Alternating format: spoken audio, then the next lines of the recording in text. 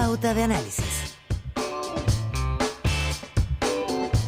8:33, momento de hablar de las noticias de actualidad, pero con otra mirada, con la mirada de nuestros columnistas. Cristóbal Uneus, director de Data Science en Holster, quien está con nosotros. ¿Cómo estás, Cristóbal? Muy buenos días, Gerardo. ¿Bien y tú? Muy bien, todo muy bien, muchas gracias. Y Rodrigo Pérez de Arce, abogado investigador del Instituto de Estudio de la Sociedad del IES, también está con nosotros aquí. ¿Cómo estás, Rodrigo? Buen día. Muy bien, muy buenos días. Todos de vuelta de vacaciones, andan todos tostaditos, con buen ánimo y todo. Oye, pero se encontraron con lo de un secuestro. En Chile hablar de un secuestro casi siempre termina desmantelándose porque no era un secuestro, realmente. Pero ayer aparecían datos, 54 secuestros el año pasado, van varios más este año. Preocupa, pero ahora te digan un secuestro político o la posibilidad que lo sea, supongo yo, Cristóbal Uneus, que esto preocupa aún más. Han pasado, hoy se cumplen 6 días. Hay secreto de investigación, está claro, pero no se ha aclarado, la policía no sabe dónde está, los videos que ha seguido no lo llevan a ningún lado, no sabemos si hay una casa de seguridad, si lo sacaron de Chile a este ex militar venezolano opositor. La lectura secundaria que tú haces del hecho mismo, ¿cómo está? Muy bien, muchas gracias. A ver, yo creo que del último secuestro político que yo tengo recuerdo, ¿no es cierto?, en democracia, fue el hijo de Agustín Edwards, ¿no es cierto?, Cristian, que fue por razones políticas. Bueno, hubo toda una negociación, después apareció, hubo plata de por medio.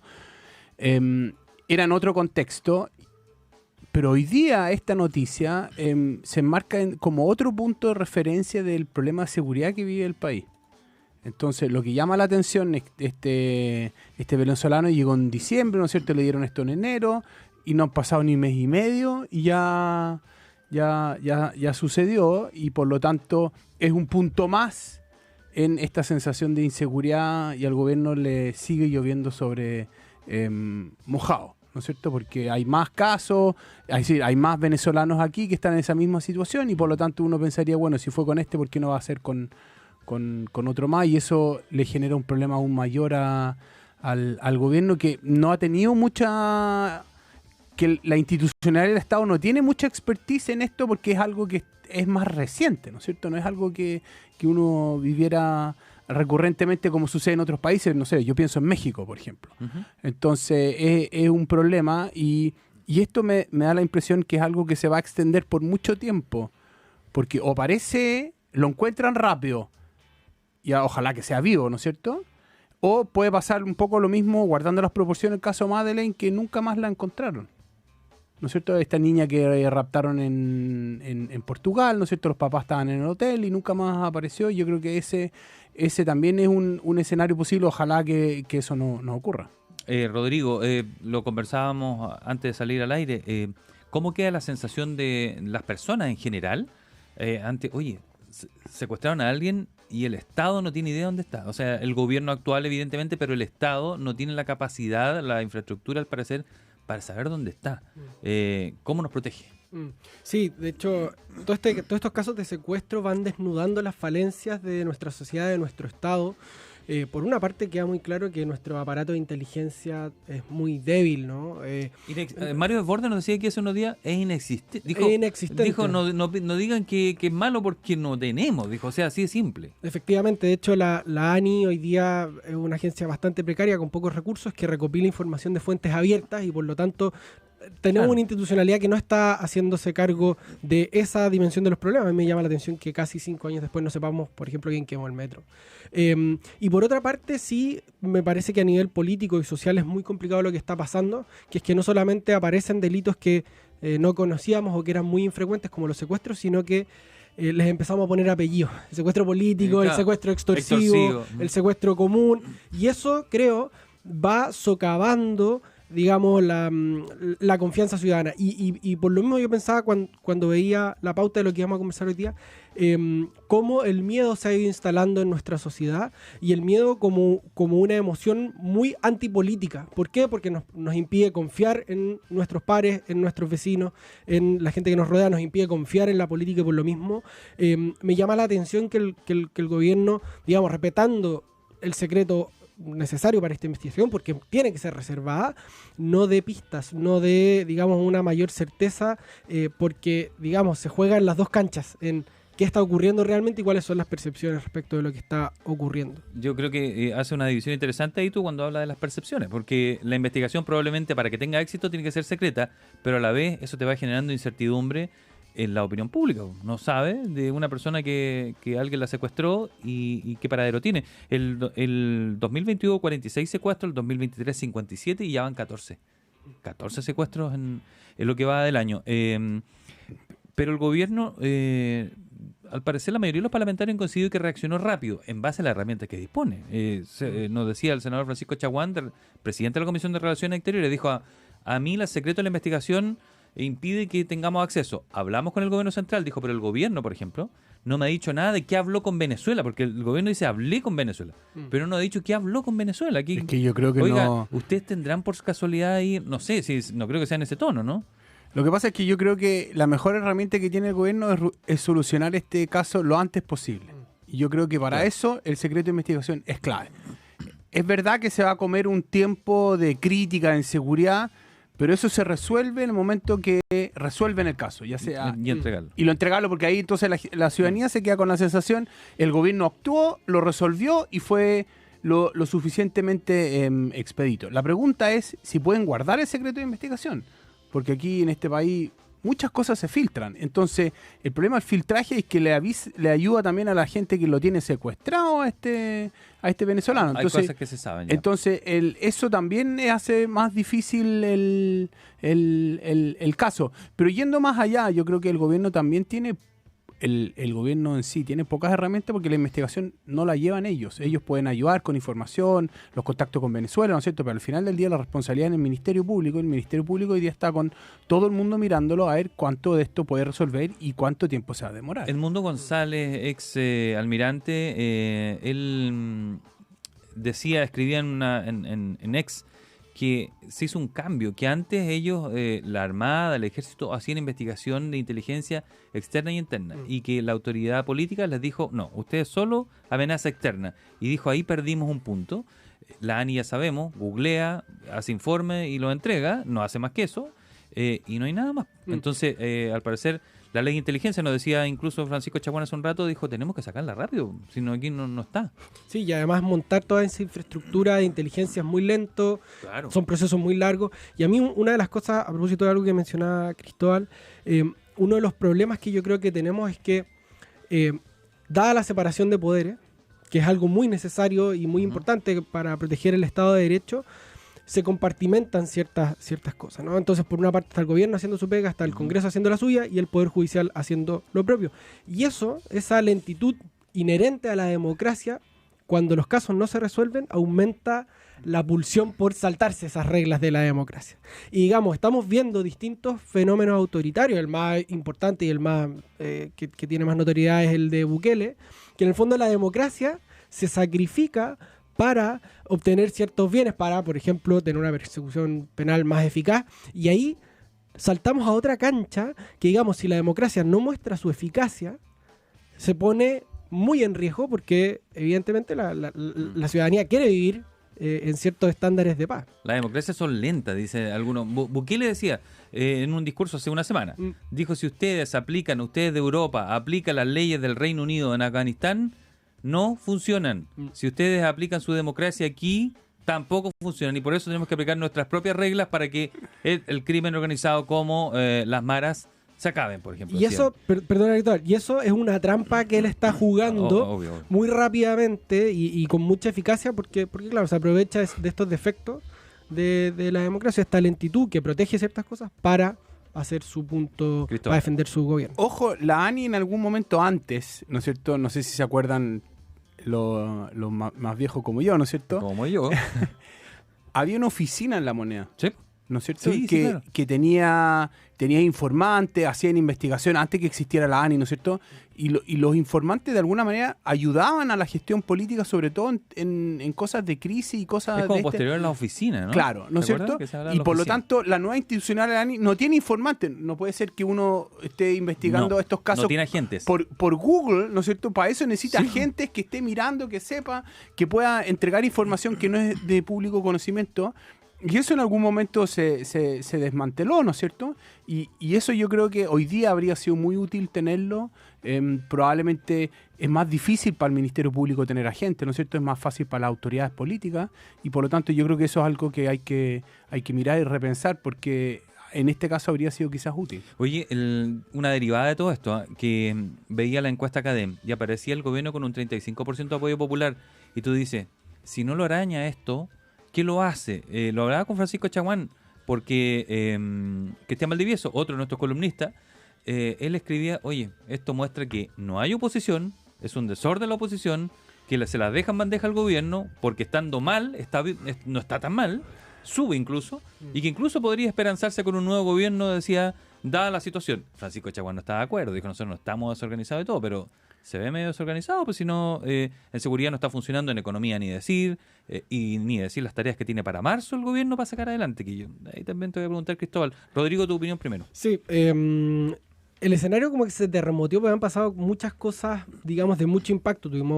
Tuvimos los incendios, sobre todo en la quinta región, que movieron mucho el escenario y le permitieron al gobierno desplegarse, aunque con bastantes críticas. Luego tuvimos la muerte del presidente Piñera, que también fue otro terremoto, y la derecha, la verdad es que estuvo, yo creo, bastante de vacaciones. Y a pesar de que tiene la pole position para llegar otra vez a la moneda, la verdad es que uno mira y no ve una articulación en Chile Vamos, no ve una articulación o una conversación clara entre Chile Vamos y los republicanos, que también es una gran pregunta de qué va a pasar ahí. Ahora, yo no creo que el gobierno tenga nada para estar muy tranquilo, porque como administran y están administrando problemas muy peliagudos, y este marzo particularmente viene muy pesado porque va a tratar de reflotar proyectos importantes para esta administración. La verdad es que yo creo que nadie tiene mucho para cantar victoria hoy día. Tiene que sacar la ley Cortes y Sapres. Hoy día retomó el diálogo por el pacto fiscal, que no está fácil, y la previsional. Ahí tiene 3 nuevas para marzo, Cristóbal. A ver, yo creo que febrero, como bien dice Rodrigo, generalmente era un mes súper tranquilo. En Alemania le dicen el Sommerloch, ¿no es cierto? El hoyo del verano, porque no pasa nada. Y a tiempo esta parte, ¿no es cierto? Febrero lentamente ha adquirido más importancia, partiendo por los incendios, ¿no es cierto? Los terribles incendios que han pasado en la quinta y en el sur. Pero ahora se han sumado más hechos que han hecho que febrero sea un mes atípico este. La oposición en gran parte de vacaciones, y por lo tanto tampoco pudiendo capitalizar, no capitalizó, claro. Esperando a marzo, porque sabe que marzo va a ser un mes, como dice Rodrigo, muy difícil para el gobierno.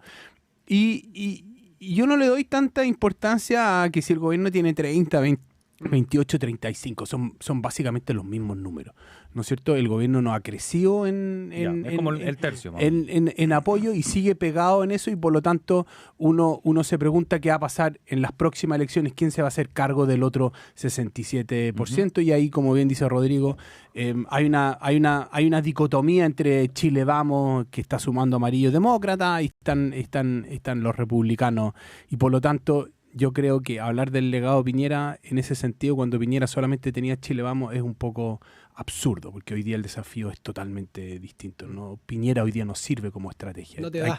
No te da. Un elemento que aúna, ¿no? No, porque ni trasciende. La genialidad, si uno lo puede decir, del expresidente Piñera fue que cuando él fue candidato en 2009, él dijo, mira, yo la única manera de ganar es que tengo que ampliar el arcoíris, ¿no es cierto? Y lo amplió y sumó flores, Chile primero, y él no era una persona de derecha, votó que no es cierto? Y por lo tanto como que rompió un poco el tablero. Pero el problema que tuvo el presidente Piñera es que se corrió demasiado al centro, ¿no es cierto? Y le salió republicanos por la derecha. Entonces la estrategia de ampliar corriéndose al centro ya sabemos que no funcionó. Entonces el desafío que tiene ya sea Evelyn Matei y otro es cómo juntar dos cosas que hoy día son muy, muy diferentes. Decía el senador Coloma que una de las tareas que tienen ahora ellos es aunar ideas en la oposición, juntarse las oposiciones de alguna manera. Recuerden, está Amarillo, está Demócrata y bueno, parece ellos están conversando por al menos un pacto por omisión en las municipales, hacerse un cariñito por ahí, pero con Republicanos se ve lejos, y ni decir con los libertarios, que es otro movimiento que está haciendo ya más a la derecha, que eso viene en camino, Rodrigo. Sí, eso sin duda en Chile los republicanos, digamos, si uno ve a nivel comparado, son una oposición bien dura, pero no radical en el sentido de ciertos populismos que son mucho más duros, ¿no? José Antonio Kast tiene muchos defectos, pero no es un populista de derecha típico, no es Javier Milei ni es Donald Trump. Kaiser quizás puede que refleje mejor eso. Quiero ocupar ese lado, pero pero la verdad es que a mí me parece que uno necesita un poco más de estructura en Chile para lograr armar ese tipo de movimiento. Y ahí lo que el gran problema es que algo que ya le pasó al gobierno, que es tratar de articular a todo el mundo anti algo. Y entonces uno tiene al Frente Amplio o a Prueba de Dignidad con el socialismo democrático, que están pegados con chicle hoy día en el gobierno, que tienen tensiones, que no hay un proyecto político que los una. Y a mí me preocupa que en la derecha pase algo parecido, ¿no? Que uno junte o siente en la mesa, por necesidad política, a Amarillos Demócratas y el Partido Republicano, o algo así, al menos por omisión, y que esa alianza sea muy friccionada y que termine no funcionando, ¿no? Porque tú necesitas no solamente ganar una elección, sino que lo más desafiante es cómo gobiernas en un contexto que es súper desafiante para cualquiera. Usted escucha a Cristóbal Uneos de Anholster y del IES. Nos acompaña Rodrigo Pérez de Arce. De educación no se habla mucho y parece que termina siendo la piedra angular para muchas evoluciones o desarrollos que pueda tener una sociedad. Y lo digo porque vaya que llevamos años con problemas, los liceos emblemáticos, los liceos bicentenarios, la selección, la gratuidad, y ninguna de esas fórmulas, esas recetas que se dieron parece que eran tan buenas como se pensó. Me llamó la atención la entrevista a la alcaldesa Carolina Delfino, ex líder pingüina, que ella en el 2014 decía, por fin se acaba la selección escolar, la vamos a desmantelar. Y ahora dijo que lamentable impacto que había generado esta situación. Y te hace como repensar, dice, nos equivocamos mucho. Siempre se dijo que había que partir por los más chicos, partimos por los más grandes. Que íbamos a partir por la calidad, y la calidad quedó en segundo plano. Se empezó por la selección y por la gratuidad. ¿Cómo ves el escenario en esa área tú, Cristóbal?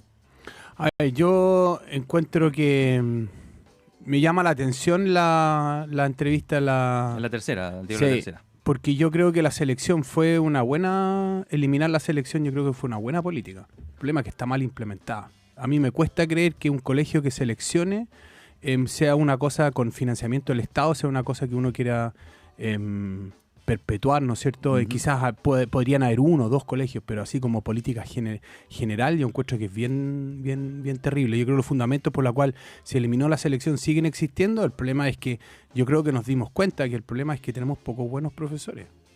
El problema es dentro de la sala de clase, no es fuera de la sala de clase. Pero no son los alumnos que de muy baja calidad que ingresan, digo yo, compromiso con el proyecto. O sea, ¿vieron ustedes ese video donde está el profesor hablando y hay uno que le están cortando el pelo y otro que está haciendo completo arriba de la mesa del Instituto Nacional? No, sí, claro, por supuesto. Yo no estoy diciendo que los alumnos aquí, los padres, no tengan responsabilidad. El punto es que muchas de las reformas que hemos hecho tienen que ver con lo que pasa fuera de la sala de clase y no lo que pasa dentro de la sala de clase. Ya. Y yo creo que ahí está el desafío. Lo que está pasando en Atacama yo encuentro que es terrible, ¿no es cierto?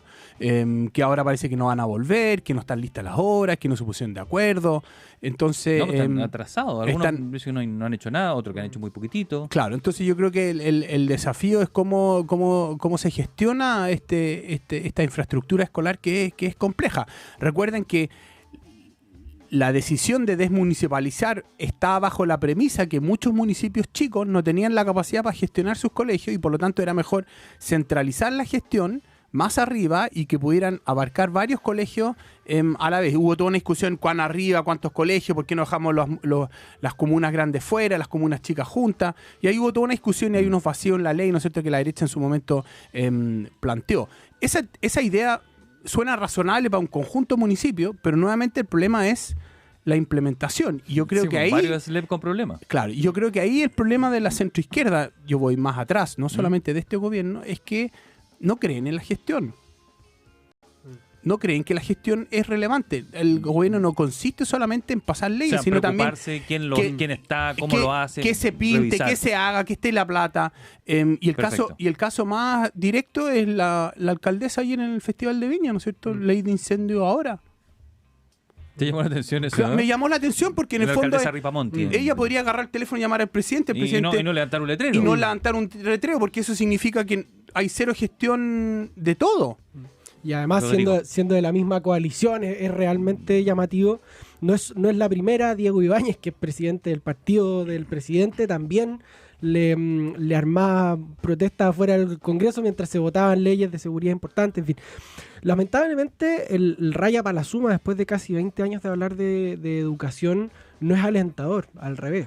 No. Los lugares donde se entregaba buena educación, donde se permitía la movilidad social, la verdad es que hoy día están destruidos. Los liceos emblemáticos sobran cupos y de verdad a mí no solamente me da mucha tristeza, sino que es vergonzoso. Que en casi 20 años, esto partió más o menos el 2006, un poco antes, si uno quiere, y no ha mejorado en nada. Y en muchos casos la ideología se ha comido la capacidad de llegar a consenso, de entender cuáles son los verdaderos problemas, de entender qué está pasando dentro y fuera de la sala de clase. Y la verdad es que uno mira qué ha pasado y las cosas no avanzan y a mí me molesta más particularmente de este gobierno, que es parte de una generación que creció desde la crítica a cómo se había implementado el sistema de educación, y la verdad, cuando uno mira qué cartas tienen para mover, lo único que tenemos son excusas y declaraciones que a mí, lamentablemente, lo que dijo ayer o antes de ayer el ministro Cataldo, que él no se caracterizaba por ser mentiroso, no sirve para nada, porque estamos a puertas de que partan las clases y en Atacama parece que no están las condiciones. No. En la quinta región también hay atrasos importantes. Es un caso súper distinto, pero también es súper importante. Y la verdad es que uno no ve ese sentido de urgencia, esa premura por estar resolviendo los problemas, y uno no ve a nadie muy urgido por el verdadero terremoto que hay en la moneda. Yo creo que esto va a un punto también más allá, que tiene que ver con cómo organizamos el Estado y esta falta de modernización. Creamos los gobernadores regionales. ¿Por qué el gobernador no tiene atribuciones para él ir a racionar el problema? Entonces, ¿para qué creamos el gobernador regional si no es para solucionar estos problemas? Y yo creo que ahí va una discusión más larga. Pensamos el Estado, hay un problema, pero no nos preocupamos de cómo solucionar el problema en concreto. Para terminar, la alcaldesa Quilpué hablaba recién con ella, dijo: la burocracia no me permite avanzar rápido, ni siquiera la autoridad se los permite. Y el delegado presidencial de la Araucanía me decía la semana pasada, de 140 casas hicimos 17, porque la burocracia tampoco me deja hacer más casas, la ley no me permite construir más casas. Bueno, en fin, en otra oportunidad hablaremos de eso, de los problemas que tiene de infraestructura o de estructura el Estado. Le damos las gracias a nuestros columnistas de día lunes: Cristóbal Uneus, director de Data Science, Hans Holster, y Rodrigo Pérez de Arce, abogado investigador del Instituto de Estudio de la Sociedad, el IES. Muchas gracias a ambos. Muchas gracias.